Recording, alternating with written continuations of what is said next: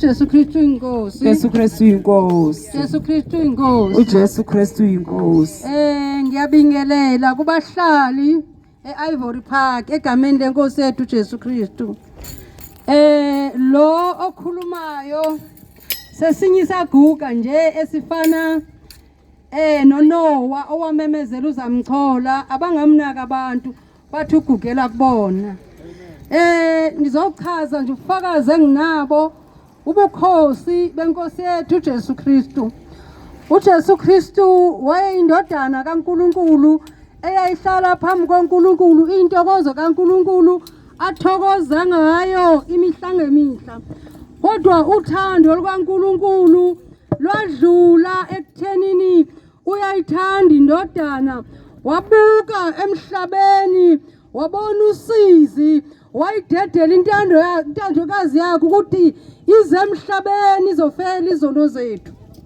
Kubani lo nikhuluma ngaye? Kulizwi laphakade owadabula amazulu wezemhlabeni wazofela izono zami nezakho. Bazalwane, ngikhona kule ndawo sizokhuluma, sizokhumbuzana nalabo uNkulunkulu wabakhethela kuye ngothando lwakhe izulu nomhlaba zingekabibikho. Uthe sebakhethile wathi nozayo kuye angeke amnqabele, angamvulela izandla. Ingakho simbona emthini wohlazo eGolgotha evula izandla zakhe, ngoba uthi nozayo nowayengakhethwanga ngaphambili kodwa ngeza amlahlela ngaphandle uma ethi nami ngiyafuna ukungena emkhumbini kaNoah. Amen. uJesu Kristu inkosi. Nginofakazi bazalwane ngeyami impilo, nami ngiphilile ezweni njengabanye, yagcwala inqwaba endlini zishoyisa sorted biscuit. uNkulunkulu wamangcwele, kodwa uNkulunkulu ngoba nenjongo akazange angawuza umkhuleko wami.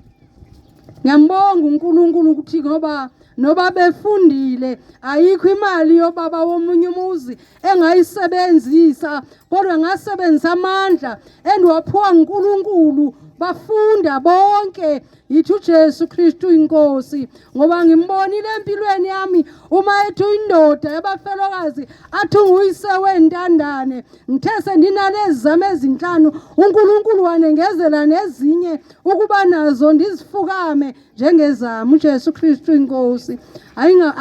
Anibonga amandla ami bazalwane, ngibonga amandla kaNkulunkulu, ngibonga amandla evangeli. Uma ndilithola leli vangeli ngangihlala eHillbrow bazalwane, izinto zonke zikhona eHillbrow, bakhona nesisebenza nabo, bakhona nabasebenza umsebenzi wasebusuku, kodwa uNkulunkulu akazange avuma ukuba ngiyowenza lo msebenzi ngoba ebona enenjongo ngekusasa lami.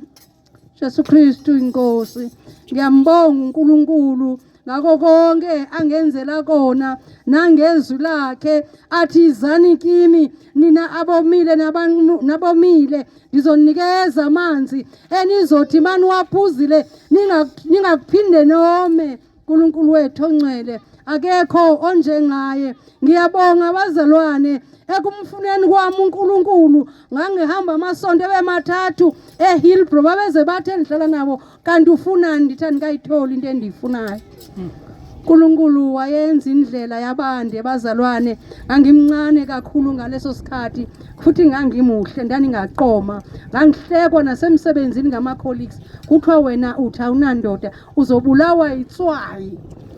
Nanamhlanje bazalwane azange ndiyithole itswayi, kodwa engizwe ngayo ezwini lenkosi kuthiwa nina ningusawuti wezwe, ukutsho ukuthi la sihamba khona yithi abazakwenza ukuthi kube mnandi emhlabeni ngenxa yokuthi khona izibane eyisithi. Ngiyambonga uNkulunkulu ukuthi ngihambile ngimfuna uNkulunkulu. Ngiqale kwelinye ibandla elingazulibiza ngegama, lapho sasivumelekile ukwenza konke, sifaka amacici, sigqoka amabhlukwe, sibhabhatiza abantu ngeziphuzo zezilwimi. Kodwa ngithe senifika eqinisweni ngawathola amaqiniso ukuthi ngumoya ongcwele obhabhatiza umuntu ngegift of tongues, ayingomuntu. Kwafuneka ndisiphendukele sisosona. Ngiyambonga uNkulunkulu, ayibangalula indlela yami. Ngithe sendilitholile ivangeli, ndafumana ivangeli linzima elibukhuni kakhulu ekuthiwa uma ngabani ixilongo likhalile ebusukulele idukho labe lingekho kuwe awuzuhlwithwa ubuliqhinela ukuthi idukho impela ukuthi noba uNkulunkulu ixilongo likhale ebusuku uhambe ngoba kuthiwa imali idukho lingekho ekhanda impela uzowusala.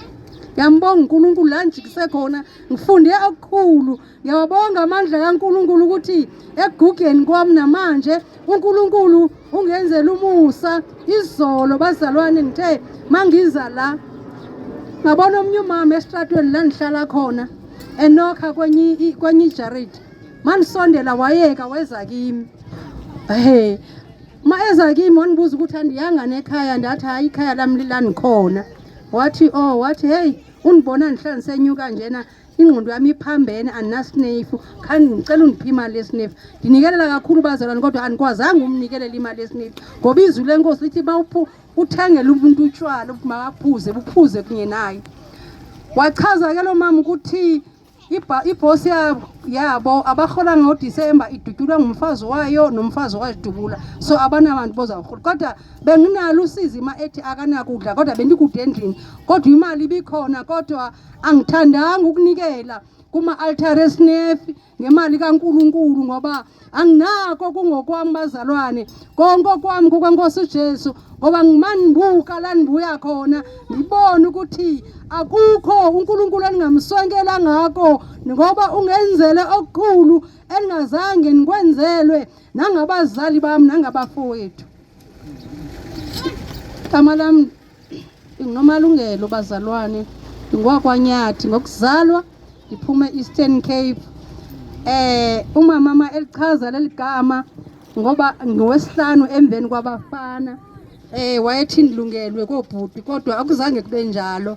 Kulezi insuku ndiyakubonga ukuthi ngingalungelwa kobhuti bami ngoba ndaningasoze ndifune ukuyifuna inkosi ngoba ndani izobe nizezulu lasemhlabeni ngibiza ngapha kwenziwe ndenze ngibize ngapha kuze ngoba ngingumafungwashe ndiyinkosazana kodwa uNkulunkulu wangikhipha kulo comfort zone. Ngiyambonga kuNkulunkulu uthi umqoshwa ufika ngabi ngumqoshwa kuye. Ngiyambonga uNkulunkulu swele imilomo eliwaka ngimbonge ngenhlokomo ngenxa yamandla akhe. Yamnxusa uNkulunkulu ukuthi mhlawumbe uyedwa umuntu esiphumele yena kule ndawo ingathi indlebe zakhe angazivula ukuze ngosuku lokugcinwa angayikwahlulelwa ngokuma kwethu kule ndawo. Siyambonga uNkulunkulu uJesu Kristu inkosi.